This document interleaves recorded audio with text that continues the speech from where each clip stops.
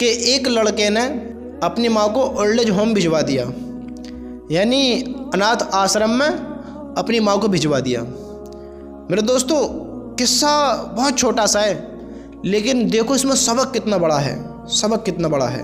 जब भिजवा दिया तो उसकी माँ को कुछ वक्त उसमें गुजरा, और कुछ वक्त उसमें गुजरने के बाद जब उसकी माँ की तबीयत कुछ ऐसी हुई कि अब इसके ज़्यादा दिन बाकी नहीं है, अब इसको कुछ दिन की और ज़िंदगी इनको भी काट लो, तो उसने अपने बेटे को बुलाया। बेटा खुद मिलने आया, तो उससे बातचीत की।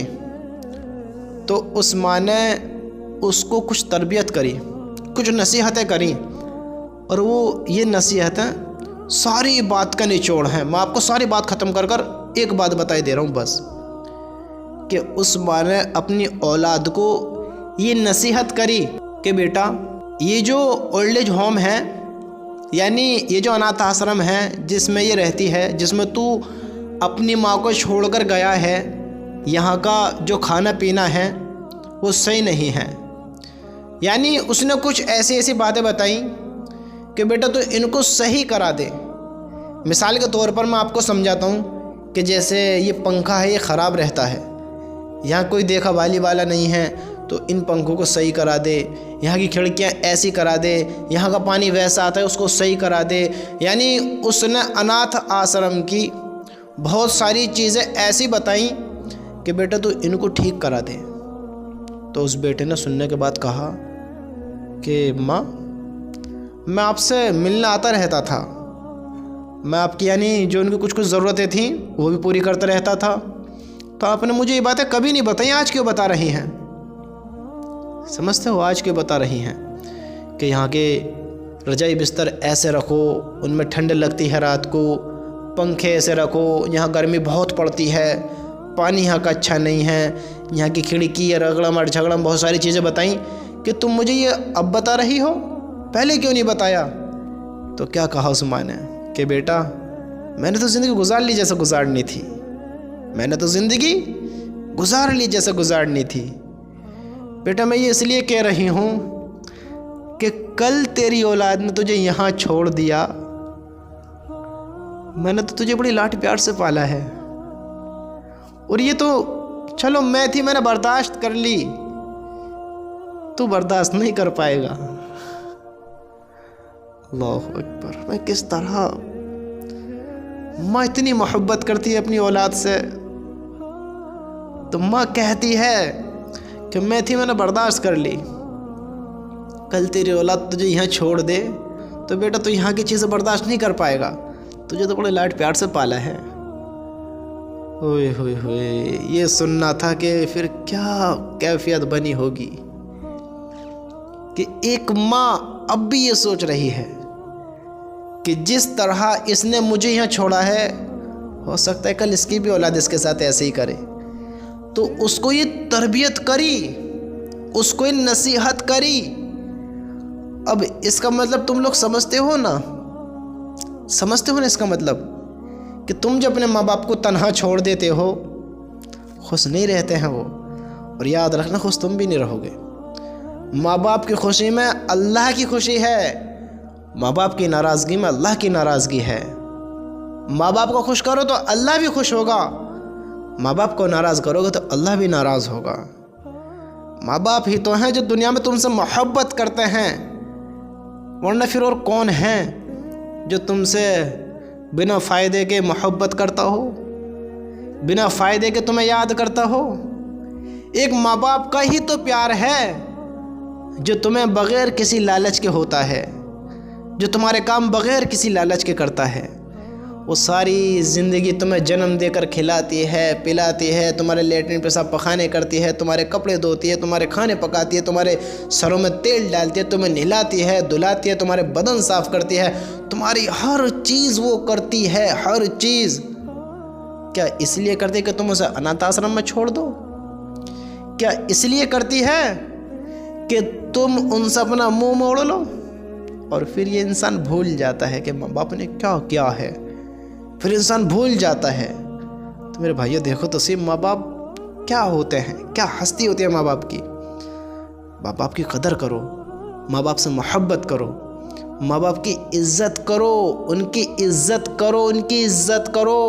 उनकी इज़्ज़त में तुम्हारी इज़्ज़त है, उनकी खुशी में तुम्हारी कामयाबी है। अगर उन्होंने तुम्हारे लिए दुआ के लिए हाथ उठा दिए, अल्लाह की कसम माँ बाप की दुआ अल्लाह डायरेक्ट सुनता है। दुआ हो या बद्दुआ हो, माँ बाप का कभी दिल ना दुखाना। माँ बाप की दुआएं लो, उनको राज़ी करो। अरे वो क्या औलाद होंगी, क्या नस्लें होंगी कि जो अपने माँ बाप को तकलीफ़ पहुँचाते हैं, दुख देते हैं, गमों में घेरते हैं, उनकी टेंशनों को टेंशन ना समझते हैं, उनके गमों को गम ना समझते हैं। आज अगर हम एक जुमला भी कड़क बोल दें ना, हमें तो अल्फाज का दर्द होगा, वो तो हाथ उठाते हैं। अल्लाह हमें माफ़ करे। जहालत में इंसान बहुत कुछ कर देता है, बहुत कुछ कर देता है। अल्लाह हम सबको हिदायत नसीब फरमाए। मेरे भाइयों, अपनी ज़िंदगी में अगर तुम्हें कामयाब होना है तो अपनी ज़िंदगी के मकसद को पहचानो, अपने अल्लाह को पहचानो, अपनी आखिरत को बनाओ। दुनिया भी बनाओ, आखिरत भी बनाओ।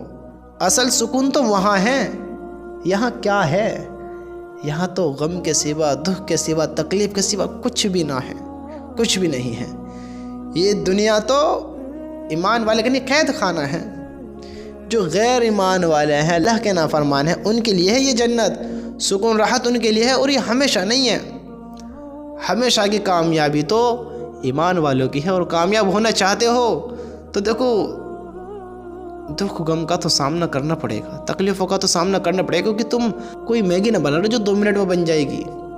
तुम अपनी ज़िंदगी बना रहे हो, अपनी आखिरत बना रहे हो, अपने अल्लाह को राज़ी कर रहे हो। अल्लाह की कसम, अल्लाह को राज़ी करना हर इंसान के बस की बात नहीं है। अल्लाह को राज़ी करना और अल्लाह को राज़ी कर लेना इतना मुश्किल भी नहीं है कि कोई भी नहीं कर सकता। बच्चा भी कर सकता है। आसान इसलिए नहीं है, कोई इसलिए नहीं कर सकता क्योंकि वो अल्लाह को मानता ही नहीं है, अल्लाह के हुक्म पर आता ही नहीं है, गुनाहों से बचता ही नहीं है, तो वो नहीं कर सकता। जो दीन को हार्ड बनाएगा वो अल्लाह के करीब नहीं हो सकता। बच्चा कर सकता है। बस ज़िंदगी गुजरी, अल्लाह से माफ़ी मांग ले, अल्लाह राज़ी है। अल्लाह से तौबा कर ले, अल्लाह राज़ी है। अल्लाह का जिक्र कर, अल्लाह राज़ी है। अल्लाह से दोस्ती लगा, अल्लाह राज़ी है। अल्लाह से बातें कर, अल्लाह राज़ी है। अल्लाह से माफ़ी मांग, अल्लाह राज़ी है। अल्लाह के सामने आ तो सही, अपनी रुदात सुना तो सही, अपनी बातें अल्लाह को बता तो सही, अपने दिल की फीलिंग को जता तो सही। फिर देख तेरा अल्लाह तुझे कैसे कामयाब कर, दुनिया में भी करेगा और आखिरत में भी करेगा। क्योंकि अल्लाह कहता है कि हम अपने रसूलों की और ईमान वालों की दुनिया की ज़िंदगी में मदद करते और आखिरत के दिन में मदद करेंगे। तो अल्लाह हमारी यहाँ भी मदद करेगा और वहाँ भी मदद करेगा। तो अल्लाह की मदद चाहो, अल्लाह की मदद मांगो, अल्लाह से मदद के उम्मीदवार हो। ये जब होगा जब तुम अल्लाह को राज़ी करोगे। ज़िंदगी में सुकून जब आएगा जब अल्लाह को अपनी ज़िंदगी में लाओगे, अल्लाह के हुक्मों को ज़िंदगी में लाओगे। हराम खाने से, हराम कमाने से दिलों को राहत नहीं होती, घरों में बरकत नहीं होती, घरों में परेशानियों का आना ही होता है, गमों का आना ही होता है, ज़िंदगी में बेसुकूनी होती ही है। हराम खाओगे, हराम कमाओगे, हराम के माले पर नियत रखोगे तो समझते हो। अल्लाह को पहचानो, अल्लाह के हुक्मों को पहचानो। तुम ईमान वाले हो, अपनी ज़िंदगी को पहचानो। अगर ज़िंदगी में सुकून चाहते हो, राहत चाहते हो, इत्मीनान चाहते हो तो तुम्हें अपनी ज़िंदगी को पहचानना बहुत ज़्यादा ज़रूरी है। मेरे भाइयों, ये सारी बातें उस इंसान के लिए हैं जिसे कोई रास्ता नहीं दिख रहा है, जो अपने आप को नाकाम समझता है, जो अपने आप को समझता है कि मेरी क्या कीमत है, मैं तो नाकाम हूँ, मैं कैसे कामयाब हो सकता हूँ, मैं तो कामयाब हूँ ही नहीं। कभी उम्मीद मत हार, तो कामयाब है। बस अल्लाह को राज़ी कर तो कामयाब है।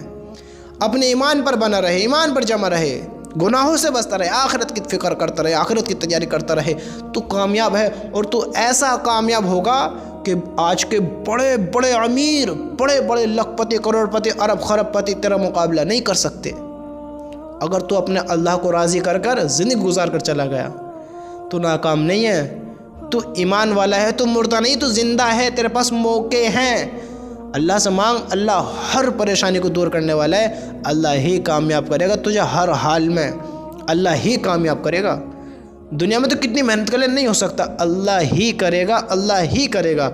अल्लाह से मांग, अपने दिल की बात अल्लाह को सुना, अल्लाह के सामने आ, अल्लाह को अपनी रुदात बता। अल्लाह तेरी हर ख्वाहिश पूरी करेगा, हर तमन्ना पूरी करेगा, हर तेरी बात को सुनेगा और हर तेरी बात का तुझे जवाब मिलेगा और तेरी हर ख्वाहिश को पूरा करेगा और तुझे तेरे मकसद में ज़रूर कामयाब करेगा। तो अल्लाह को तो राज़ी कर। समझते हो? अपनी ज़िंदगी से कभी मायूस मत हो, कभी उदास ना हो। अल्लाह तुम्हें हर हाल में कामयाब कर कर दिखाएगा। तुम अल्लाह से उम्मीद रखो, क्योंकि अल्लाह कहता है और अल्लाह इंसानों की तरह नहीं है। अल्लाह हक और सच कहता है और अल्लाह ही है जो सब कुछ करने पर कादिर है। जब ज़िंदगी उसी ने दी है तो मौत भी वही देगा, और जब मौत वही देगा तो दोबारा ज़िंदगी वही करेगा, और जब ये सब काम वही करने वाले तो कामयाब भी वही करेगा। समझते हो? उससे उम्मीद ना हारो, उसको राज़ी करो, उसके हुक्म पर अपनी ज़िंदगी बिताओ और जो मांगना है उसी से मांगो।